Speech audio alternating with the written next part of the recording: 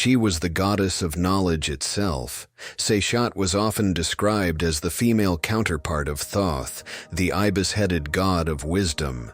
Some called her his daughter, others his consort, others still his reflection, the balance of feminine precision to his masculine wisdom. Where Thoth embodied cosmic knowledge, Seshat embodied structure, measurement, and record-keeping.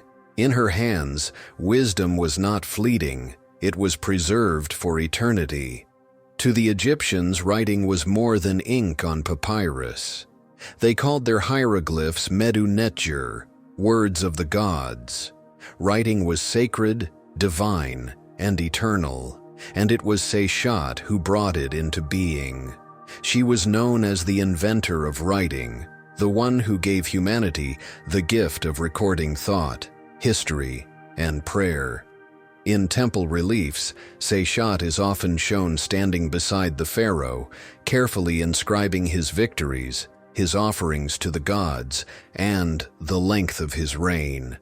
It was said that Seshat wrote not only on papyrus, but also upon the heavenly scrolls of eternity. Every action of the king, every decree, every triumph in battle, she preserved them in the divine archives, ensuring that the deeds of mortals would echo forever in the afterlife. For the scribes of Egypt, Seshat was their patron goddess. Every line they wrote, every sacred text they copied, was under her watchful eye. She gave clarity to their hands, order to their minds, and legitimacy to their words. She was also the goddess of architecture and measurement. Without her, the great monuments of Egypt would never have stood so perfectly aligned with the stars. Before the foundation of any temple or pyramid, a sacred ceremony was performed, the stretching of the cord.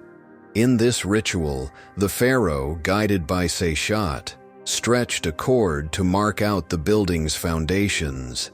With her help, the structure would be aligned to the constellations, binding the earthly world to the heavens. It was Seshat who held the measuring rope. It was Seshat who recorded the lengths. It was Seshat who ensured precision.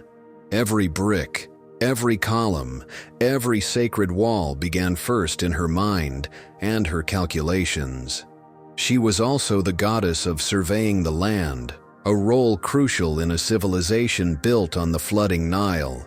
Each year, the river washed away boundaries, and it was through Seshat's divine guidance that land could be remeasured for farming and taxation.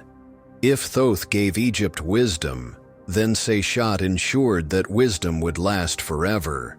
She is the hidden architect behind Egypt's grandeur, the librarian of eternity, the quiet goddess who shaped civilization itself.